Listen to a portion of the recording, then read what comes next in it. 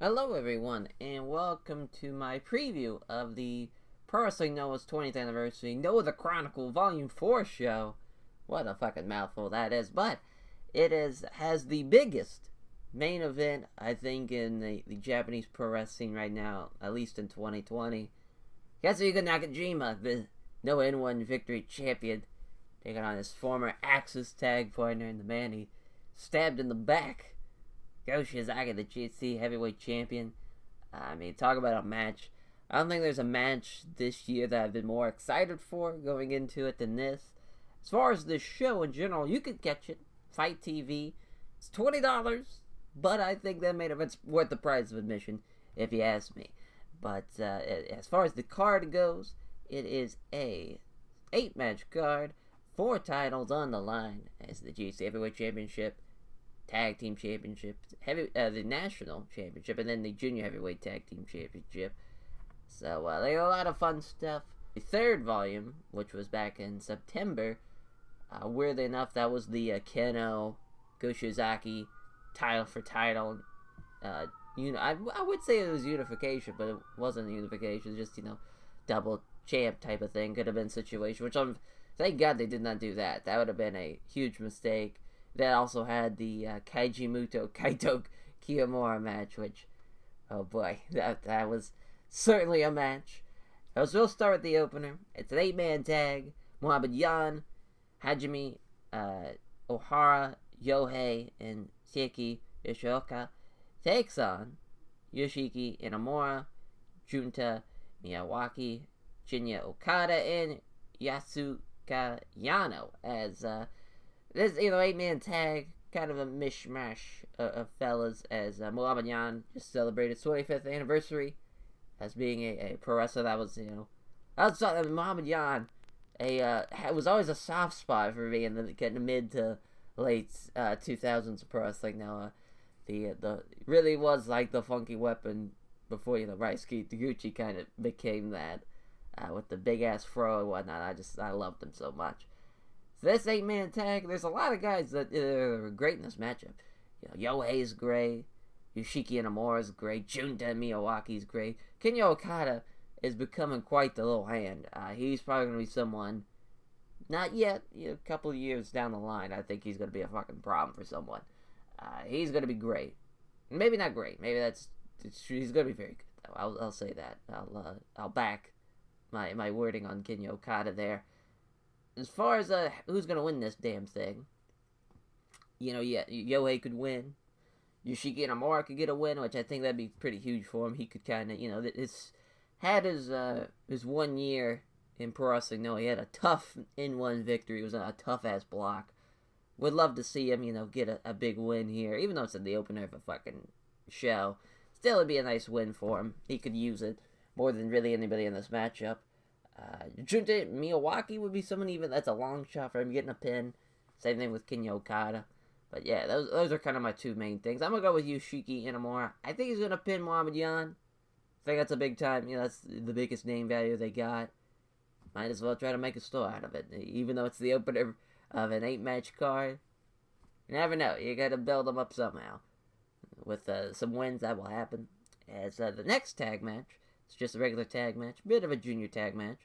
As Kotaro Suzuki and a mystery partner taking on Heiyo and Tadazuki.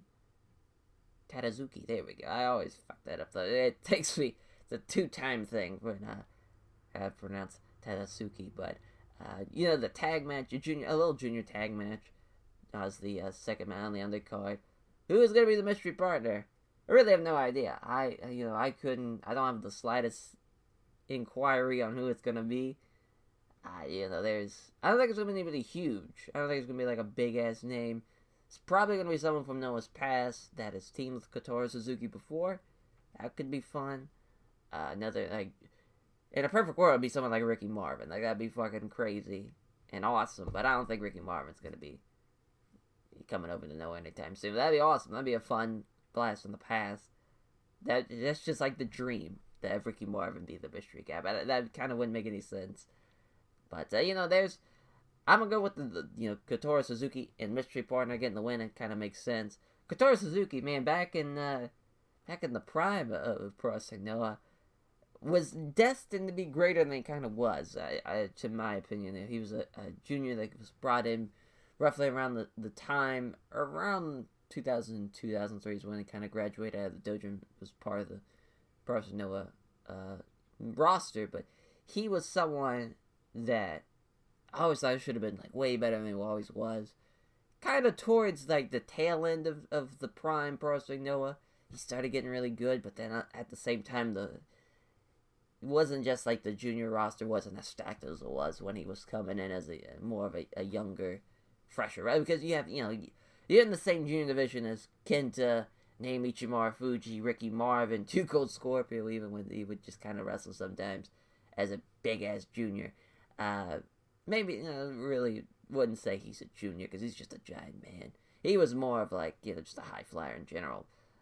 Ricky Marvin, when they brought in Juventud, when they brought in Low Key, when they bring in these juniors, and even just the juniors they had on the roster, they were always, Yoshida Kanemaru was better than Kotaro Suzuki at that time. He was always just kind of overshadowed, I thought. But, he's now in the twilight. It's not over for him just yet. I think he might have a maybe a couple more years in him, but you never know, though. I mean, Kaiji Muto, he's still wrestling there in 2020, so you never know. It could be around for a while.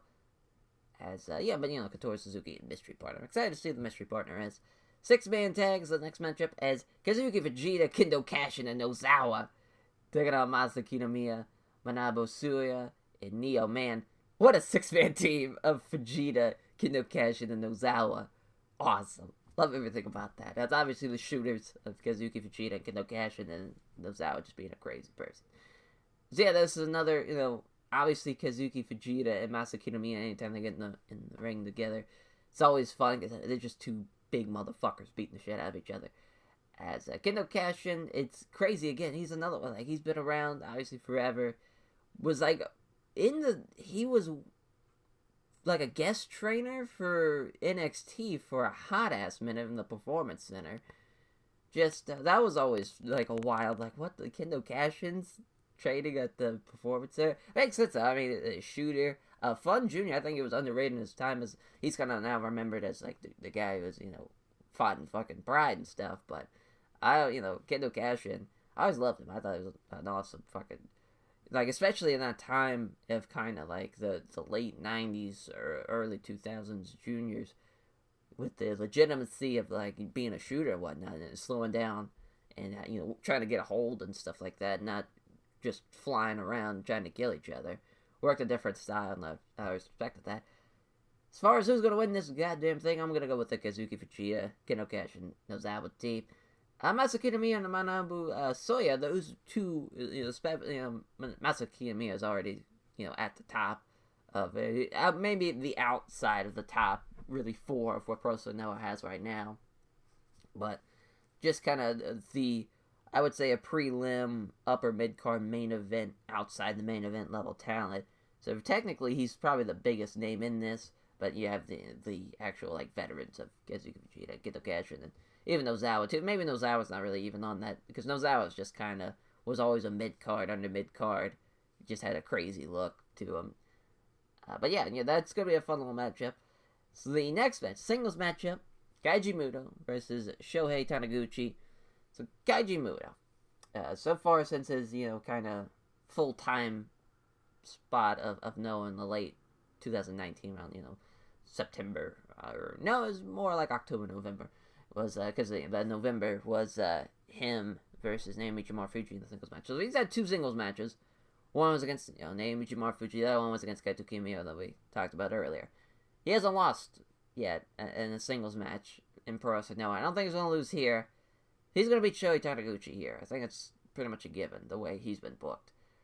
Now, who's he going to take on next is really the question. Because I think if he's beaten those 3 guys, is he going to take on, presumably, if Kaito beats Keno, or if Keno beats Kaito in the national title matchup, is he going to take on the national champion, or is he even just going to skip the national championship and have a GHC heavyweight title matchup? Because really, if you look at that kind of resume and kind of seeing he hasn't really lost in singles matches, kind of deserves some type of title shot. Especially when you beat Naomichi Marufuji and Kaito Kiyomiya. And now it's going to be Shohei Taniguchi. I mean, those are some big names to beat in singles matches. I think he deserves a title shot. And, granted, he probably shouldn't have beat Kaito. I think that was the wrong decision. I get why they did it. It's still dumb, but you get why they do it. Are they really bumping him up for, like, one last kind of big-time title match, like, against a GHC champion or even a national champion? Who knows? But Keiji Muto, he's definitely going to win here. As the GHC Junior Heavyweight Tag Team title matchup, Daisuke Harada and Atsushi Toji taking on Yoshinari Ogawa and Haita. As, this has been really the Junior Heavyweight division scene, the tag division scene. It's really, Stinger, Rattels, and it's been, really, that's kind of been the focus of the Junior Heavyweight scene. For a hot minute now, it's been around, the same kind of, two stables, and here's so different, is Daisuke Harada and Atsushi Toji. I think they're going to retain. I think they're going to defend their belts successfully. But that's just me. I think that's where they're going to go with that. They could have, because I just don't think Ogawa needs a junior heavyweight title reign. But who knows, It's up in the air. It's for the GHC National Championship, Keno versus Kaito Kiyomiya. Now, obviously, they've had their history. They've had a GHC heavyweight title matchup when Kaito was the champ. Him and Keno, they really had like the big time matchup where it was kind of like the return at that same show where they did Naomichi Marufuji and Great Muta. It was on that same card. It's kind of the first time Noah had done it at big time crowd. Kenta Kobashi was there, and they had a really big introduction for the show. And it was primed to be like the return of what Pro Wrestling Noah used to be in kind of bigger shows and whatnot. And, Keno, he lost there. Here, for this GHC National Championship, could have the same thing, but it seems like it's kind of the changing of the guard in a way. It seems like there's a lot of change happening, for at least in that main event. I mean, it seems to be primed for some new champions.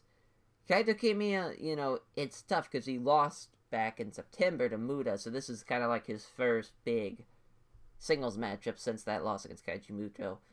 Be a way to, get that back, and then they could have the rematch for the national championship. But that time, finally, Kaito stops Great Muta.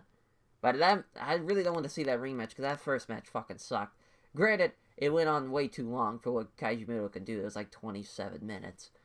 If they shorten it, went to about 15 to 18, it worked well. But that's kind of where they're stuck with these title matches, specifically, really just Japanese pro wrestling in general.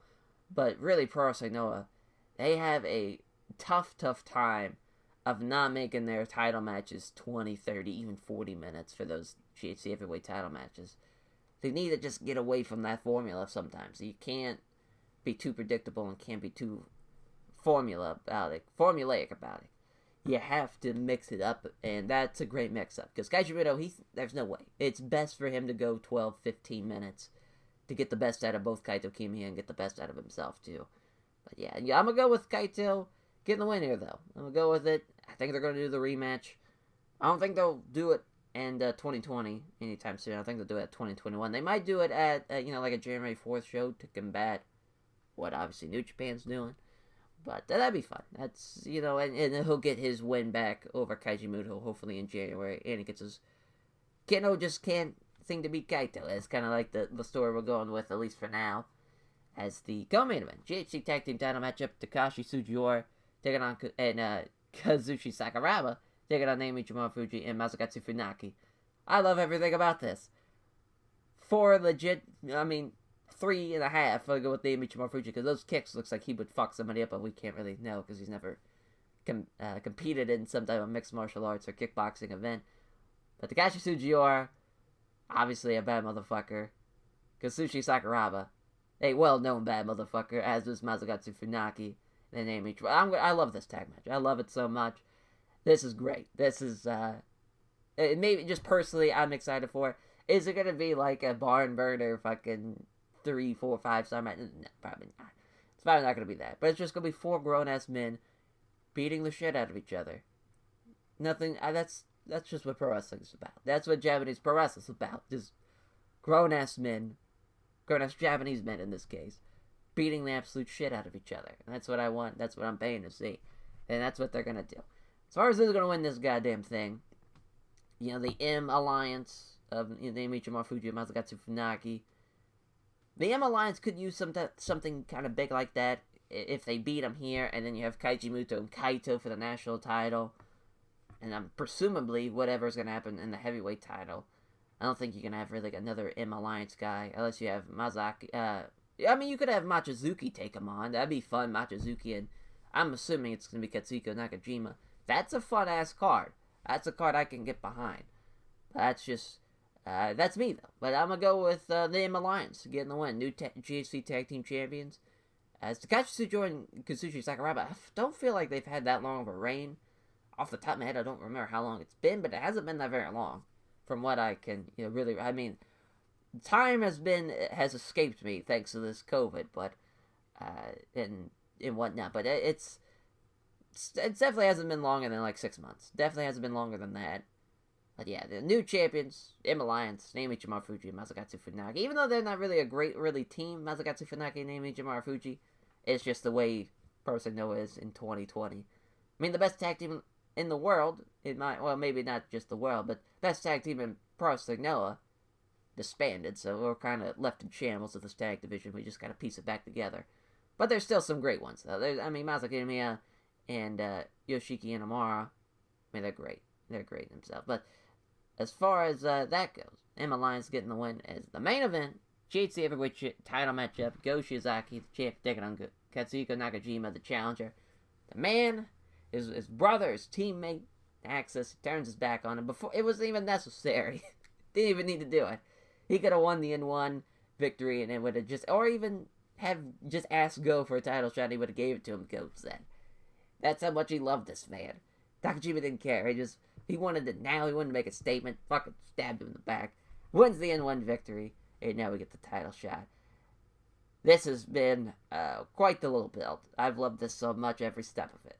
From the unnecessary turn to the maybe not unnecessary. Not talking about strategy-wise or booking-wise. More on the less of the unnecessary of the character. Like, he didn't even need to do it. But he did it anyways, because that's just how much of a piece of shit Katsuhiko Nakajima is. To winning the N1 victory, you have this title match. This has been the best thing that's been booked in Japanese Pro Wrestling in 2020, in my opinion. Maybe, besides maybe the Champion Carnival, we're having Zeus win it all and then beating Kento Miyahara in the finals. But even then, this has just been, even though it hasn't been that long of a time, it feels like it's been longer from the turn to here. But you have the tag team run to the turn to the N1 victory and now to this match. This has been fantastic every step of the way. An exclamation point if Katsuhiko Nakajima gets the win. If he doesn't get the win, I wouldn't say it's all for nothing, but it would definitely make me a little sad. It would hurt me in the feels, because I think it's just primed. He deserves it. He needs it. Go's had a great run since he beat Kaito in January. He's almost had the belt for a year. It's time. I think it's time. And then you could have Katsuhiko Nakajima and Machizuki on that card. This thrown together card I've made of the M Alliance kind of having championship matches with Kaito and Kaichi Muto, fucking Marufuji, Masakatsu Funaki against some type of tag team. Could be a rematch, could be somebody else down the line, but at least Nakajima and Machizuki. If you can get Machizuki in the for this Noah card, because Machizuki's kind of more of a freelancer type of thing, part of Dragon Gate, more or less part of Dragon Gate, more than anything. But yeah, this match is gonna be fucking awesome. They're gonna kill it. It's gonna be great. Might go on too long. That's kind of the thing I'm scared about, especially because of how epic this build's been. They could go a little bit too long. Could go into the 40-minute category. Doesn't need to go that long. That needs to 20, 25, even 30 is fine by me, but doesn't need to go past the 30 mark. Unless it's just somehow this epic encounter, which it could be. It could have my attention that long. I'm optimistic, though. Very optimistic. But this is going to be a hell of a card. It's going to be so much fun. That main event, worth the price of admission alone. Thank you all for listening to my preview. As we will catch you guys, hopefully, here's the thing. We'll be home for until probably next day or so after this show. So I'm very cautious about if I'm going to do a review on the event or not. Hopefully, fingers crossed I do. If not, we'll talk about it more at the Marvelous Awards. That's for sure. As that's still next month, so it would be still somewhat close to talk about. That's just going to be a talking point. So maybe be on the lookout for my review of the show. Really comes down to a timing thing, really, and how long it's been since that show's happened and time I'm at home, type of thing. But thank you all, as we will catch you guys next time. Take care, everyone.